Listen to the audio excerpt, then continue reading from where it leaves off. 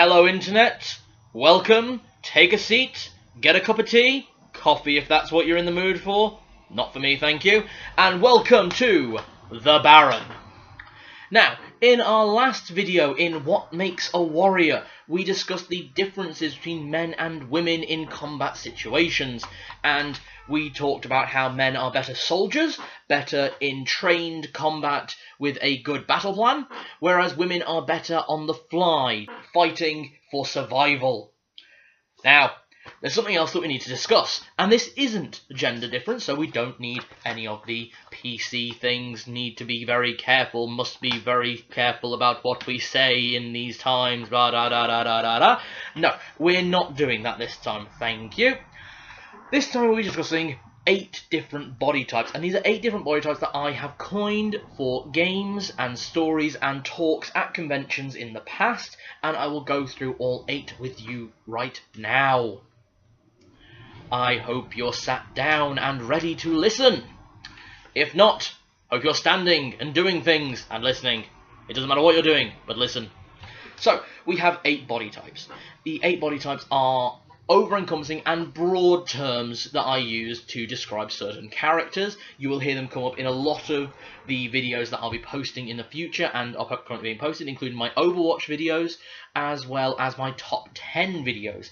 They are how best to work out what equipment is best for a certain body type, as certain body types work better with others. The only thing I will say, going back on the last talk about men and women, is different body shapes. There is a difference in male and female body shapes in the sense of any artists who are listening will probably already know this.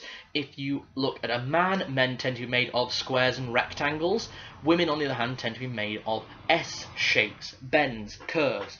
As such, making slashing weapons better for women and thrusting weapons better for men. Now, the 8 body types we'll be discussing. The first is, of course, the average Joe, the average Jane, everyone's generic, typically between 5'9" and 6 feet tall, or 5'3" and 5'7", rounded shoulders, average chest, just average all over. So, nothing special, a perfectly ordinary person. And isn't that nice? Next, we have the Beast build. You've probably seen plenty of Beasts in games like Final Fantasy 15 and TV shows like The Hulk and similar things. That is exactly what we're talking about. Very tall, very well-built men and women, very strong, raw physical power, tend to have a bit of a temper. So, that kind of body build is exactly what you want to be looking at for someone who's going to be using big weapons. Not exactly heavy armor, but big weapons, big sturdy weapons that are going to take a lot of force and do a lot of damage. Then you have the elf build, and we're not talking about elves like J.R.R. Tolkien's Legolas and Thranduil and many of the others, and again we're not talking about Dragon Age, the elves of the Dalish and the city. No, instead we're discussing a build that is similar to elves. We're talking agile, lithe, well-structured, and very, very easy to move. Typically, the men tend to be between 5'2" and 5'8", a bit shorter than you'd usually expect, but the women tend to be between 5'2" and 6'6". Very tall women, very lithe women. Again, very slight, almost like supermodels. That sort of frame is what we're looking at for the elves. Usually very pretty. So, then you have the short one, and I didn't just want to call this the dwarf, because we're not just talking about Gimli, or, again, the dwarves of Orzammar from Dragon Age, or similar. No, instead we are discussing people who are a bit shorter than you might expect, shorter than the dwarf definitely, but are built, but are well built. They look almost like a head on a barrel, and they are strong and they are powerful people. So that is the kind of build we're looking at for the short one, your relatively typical tank.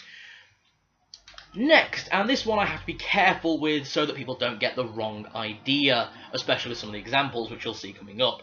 The next is the buxom body type. Now, buxom, of course, usually refers to a lady with large bazooms and wide hips and not much waist. And again, that is accurate. We're talking about very tall people, very well defined in their gender norms. So, women wear lots of lipstick and makeup and have large breasts. Men are rounded shoulders, bit of a beard, not much of one, just a bit rugged so they look a bit handsome. We're talking about your Flynn Riders from Tangled and your Jessica Rabbits, of course, yeah. And also my all-time favourite male buxom, a gentleman who I greatly respect in the YouTube community, Markiplier. Very handsome, very lovely, very rugged with that beard. Exactly what I would describe as a male buxom. These people tend to be very built, very strong, quite well structured, but a very heavy focus on appearance. They are very attractive, and that is their greatest strength. Many refer to this build as the femme fatale, but I didn't want that because men can be buxom too. Men can be very attractive. Markiplier. Sorry, getting off that. The big one! Now, we've all heard the big one. It was coined by Chewbacca from the Star Wars series, and that is what we're talking about, though possibly with less hair. After all, we are talking about humans in this situation, but of course, any fantasy race or sci-fi race, you don't have to just stick to fantasy. Anyone who is particularly large, particularly well built, very heavy, not as well defined as the beast built, though, and not necessarily as strong. What you're looking for here is your gentle giants, the ones who are going to be your self-reliant, the ones who you know can handle everything that is thrown at them, and everyone just wants to give them a big cuddle.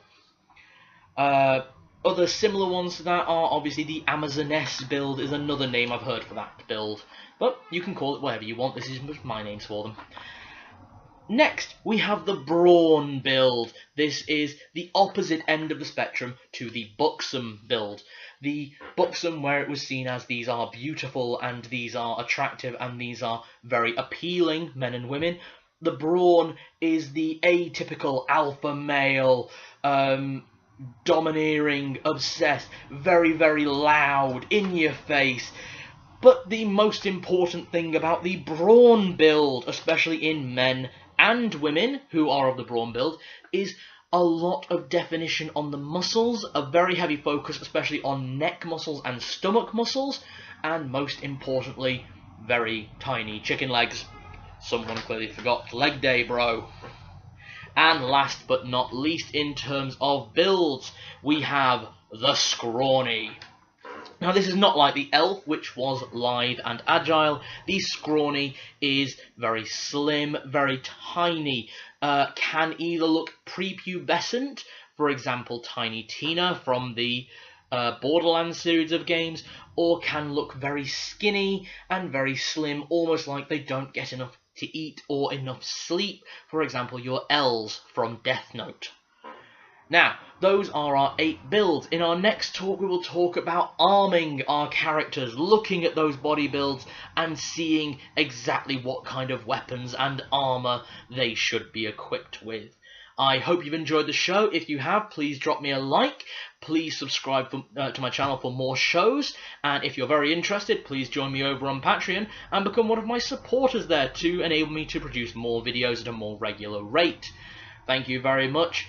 Hope you enjoyed yourself. Now, get out of my house. Bye.